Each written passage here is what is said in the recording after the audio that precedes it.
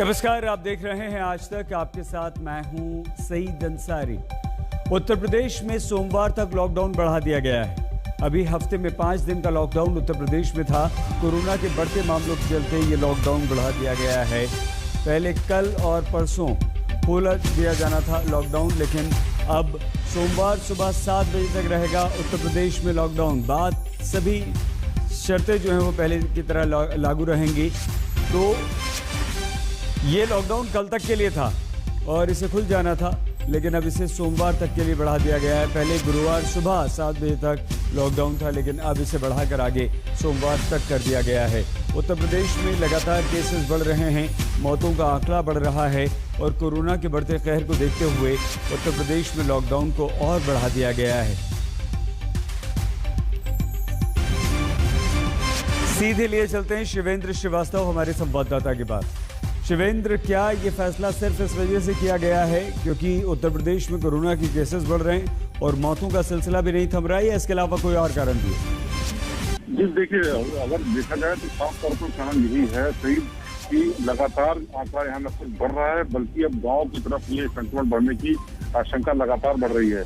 इसीलिए सरकार ने ये जो लॉकडाउन है, ये कर्फ्यू है जिसको कर्फ्यू बोल रहे हैं, उसको बढ़ाने का फैसला किया है और अब सोमवार सुबह 7 बजे तक बढ़ाया गया है।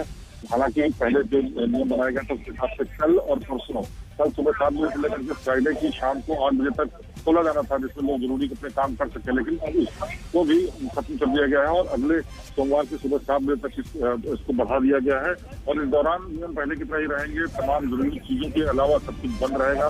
बेहद जरूरी चीज के लिए ही लोगों को जाने की इजाजत होगी और इस दौरान गाँवों में भी वैक्सीनेशन और जो सैनिटाइजेशन का काम है उसकी ड्राइव शुरू की जाएगी, जिससे कि पंचायत चुनाव के बाद जो वहाँ खतरा है वो दूर किया जा सके संक्रमण का, और इसी के लिए सरकार ने इस कदम को उठाया है फिलहाल। बहुत धन्यवाद शिवेंद्र श्रीवास्तव हमारे संवाददाता जानकारी दे रहे थे। उत्तर प्रदेश में अब लॉकडाउन को सोमवार तक के लिए बढ़ा दिया गया। आइए रुख करते हैं दिल्ली का। दिल्ली के बेकाबू हो चले ऑक्सीजन संकट पर दिल्ली हाईकोर्ट में सुनवाई चल रही है। ऑक्सीजन सप्लाई का जिम्मा देख रहे ऑफिसर्स को अदालत में पेश होकर पूरा लेखा जोखा अब बताना होगा।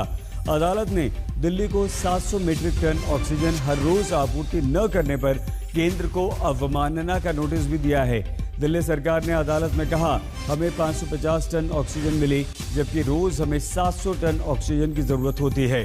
तो केंद्र सरकार को अब जवाब देना है इस पर, और सुप्रीम कोर्ट में जाने का केंद्र सरकार ने फैसला कर लिया है। दिल्ली हाईकोर्ट के इस आदेश के खिलाफ अब केंद्र सरकार जाएगी सुप्रीम कोर्ट और सुप्रीम कोर्ट में अपना जवाब दाखिल करेगी, क्योंकि दिल्ली में जो ऑक्सीजन संकट चल रहा है उसके लिए हाईकोर्ट में सुनवाई में हाईकोर्ट ने केंद्र से सवाल पूछा कि आपने दिल्ली सरकार को 700 टन ऑक्सीजन क्यों नहीं दी, 505 टन ऑक्सीजन क्यों दी।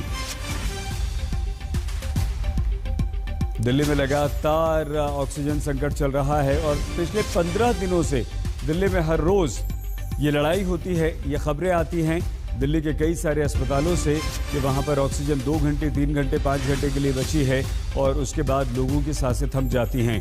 कई मौतें हुई हैं। दिल्ली के 3 बड़े ऐसे हॉस्पिटल्स हैं जहां पर ऑक्सीजन खत्म हो जाने की वजह से मरीजों की मौत हुई है, और ये मौतें भी एक अस्पताल में 20, एक में 25 और एक अस्पताल में और 20 मौतें हुई, लेकिन वो उस अस्पताल ने ये मानने से इनकार कर दिया। सीधे संजय शर्मा के पास हम आपको लिए चलते हैं, हमारे संवाददाता के पास। संजय, जब हाईकोर्ट ने ये कहा कि आपने हमारे आदेश की अवमानना की है, उल्लंघन किया है, तो क्या हाईकोर्ट में जवाब नहीं देके सुप्रीम कोर्ट में जाने का केंद्र का फैसला क्यों?